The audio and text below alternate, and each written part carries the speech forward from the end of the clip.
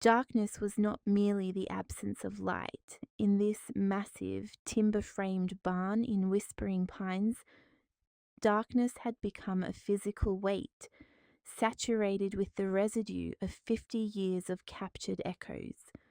When the power flickered and died, the resulting silence was so absolute that it rang in Kael's ears like a high-pitched scream. Every breath he took sounded monstrous, amplified by the perfect acoustics of the room. Then the cold hand touched his arm. It wasn't the warmth of Seraphina, it was a touch like dry parchment, accompanied by a voice that didn't seem to come from a throat, but from the air itself. "Run!" Kael froze, his heart hammering against his ribs like a trapped bird in a cage. Was it a ghost? Was it the recorded soul of Clara, Seraphina's mother, finally reaching out from the magnetic depths of the archive? He reached into the void, fingers trembling until they locked with Seraphina's. Her palm was damp with sweat, her pulse racing in a frantic, syncopated rhythm. "We have to leave," he whispered, but his voice sounded alien, swallowed by shadows that seemed to grow teeth. The floorboards beneath them groaned, not wood settling, but an ancient giant shifting weight. The stairs leading down to the Archive of Sorrows felt like a descent into a mechanical throat. As they moved, guided only by the faint, ghostly glow of the snow outside the high windows, the narrow corridors of the basement seemed to tighten around them. Thousands of magnetic tapes lined the walls, their thin plastic surfaces creating a soft, collective hiss as a draft moved through the room. It was the sound of 10,000 sighs, 10,000 screams, and 10,000 secrets, waiting for a listener who would never come. Kael pulled Seraphina toward the hidden alcove where he had found her mother's tape. Every footstep on the damp stone floor was a risk, echoing like a gunshot in the sound-sensitive environment. Above them, they heard it, a heavy, rhythmic thud, thud, thud. Master Aris was moving. He wasn't running, he was stalking. His legendary ears, honed by decades of isolating the faintest frequencies, were now tracking them like a predator. He was using the barn as his instrument, tapping the beams to hear the resonance of their fear. The ceiling above them vibrated with his presence, a low-frequency hum that made Kael's teeth ache and his skin crawl. The archive felt like a tomb of plastic and rust. They reached the massive, rusted industrial ventilation fan at the end of the corridor. The scent of ozone and decaying grease was thick here, a mechanical rot that filled their lungs. "He's watching the sound," Seraphina whispered, her voice a sharp shard of glass in the dark. Kael heard it then, a subtle electronic whine. The hidden microphone Seraphina had planted years ago was still drawing a phantom charge from the emergency batteries. It was a beacon, and Aris knew exactly where it was. Kael grabbed the edge of the metal fan housing, his muscles screaming as he pulled with every ounce of his strength. The sound of metal grinding against metal, a high-pitched, agonizing shriek, tore through the basement. It was a declaration. They were no longer hiding, they were fleeing. "Gee, he heard us!" Seraphina gasped, her eyes wide with a mixture of terror and resolve. The footsteps above stopped instantly. That sudden silence was more terrifying than any noise. It meant Aris had confirmed their location. He was no longer guessing. He was calculating the shortest path to their throats. Kael pushed Seraphina into the narrow, dark crawl space behind the fan, the dust and cobwebs clinging to their skin like a shroud. They were crawling through the guts. As they crawled through the claustrophobic tunnel, The basement behind them suddenly erupted in sound. Aris had engaged the emergency generators, but instead of lights, he had powered the massive studio monitors. Suddenly, the air was filled with their own voices, the secret whispers they had shared in the booth the night before. Hearing their most private confessions amplified to a deafening volume was a violation of the soul. Aris had taken their love and turned it into a weapon of psychological warfare. Sound only exists as long as I allow it. Aris's voice boomed through the speakers, distorted and godlike. You can run, Kael, but your voices belong to me. You are nothing but data on a reel. He began to manipulate the tapes in real time, slowing their voices down into demonic growls that vibrated in their bones, then speeding them up into hysterical bird-like shrieks that pierced their eardrums. Seraphina pressed her hands over her ears, her body shaking with violent sobs. The tunnel felt like it was shrinking, the walls vibrating with the distorted echoes of their own identities. They were no longer running from a man. They were running from their own echoes, chased by the distorted ghosts. The crawl space ended in a trapdoor that opened directly into the heart of the main recording studio, right behind Aris's mixing console.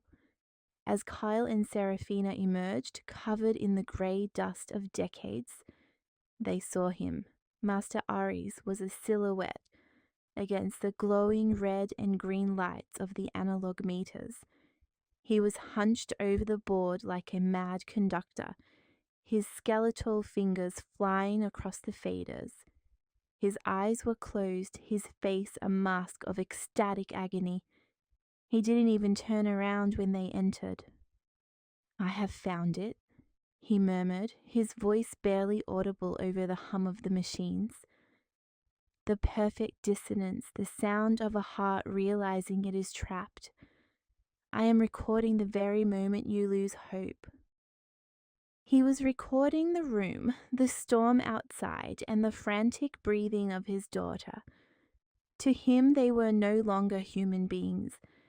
They were merely sources of high-quality audio. He had descended into a dark delirium where the world only mattered if it could be captured on a magnetic strip. The studio was his universe, and he was the god of every frequency, the master of every vibration, and the judge of every silence. He didn't see people. He saw waveforms, and right now he was watching the wave of their lives crash. Seraphina stepped forward, her silhouette tall and defiant against the flickering equipment. In her hand she held the glass marble Cole had returned to her, the one with the frozen violet. "Father," she said, her voice striking the professional-grade microphones and blooming into a majestic, haunting echo. Aris froze, his fingers hovering over the faders like claws. You can record the wind and you can record the rain, but you can never own the silence. She reached out and slammed a heavy, forgotten fader at the bottom of the board, the one linked to the archive of sorrows. Suddenly, the unedited recording of Clara filled the room. But it wasn't the polished, sorrowful version Aris had mastered.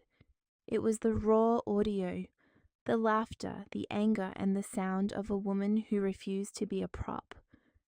The sound was so powerful that the glass partitions began to vibrate and crack. Aris began to scream, "Turn it off! The pitch is wrong! It's not mastered!" He clawed at the air, trying to catch the sound, but it was like trying to catch a ghost. The magnetic tapes began to spin out of control, flying off their reels and coiling around the room like black plastic serpents, ensnaring the man who had created them. Truth, while Aris collapsed under the weight of his own archive, buried in the very tapes he had used to imprison his family. Kael and Seraphina pushed open the heavy timber doors of the barn. The blizzard hit them with the force of a physical blow, a wall of white noise and freezing crystalline dust. Behind them, the studio was a chaos of sound, the screaming of old tapes, the hum of dying tubes, and the final fading cries of a man who realized he had nothing left but noise. They stepped out into the waist-deep snow, the wind instantly swallowing the sound of their footsteps. Kael felt the weight of the broken marble in his pocket. It made no sound, but its presence was louder than anything Aris had ever recorded. "Where do we go now?" Seraphina asked, her breath forming the cloud that the wind tore away. Kael looked toward the dark ancient forest of whispering pines, where the trees stood like silent sentinels guarding the secrets of the earth.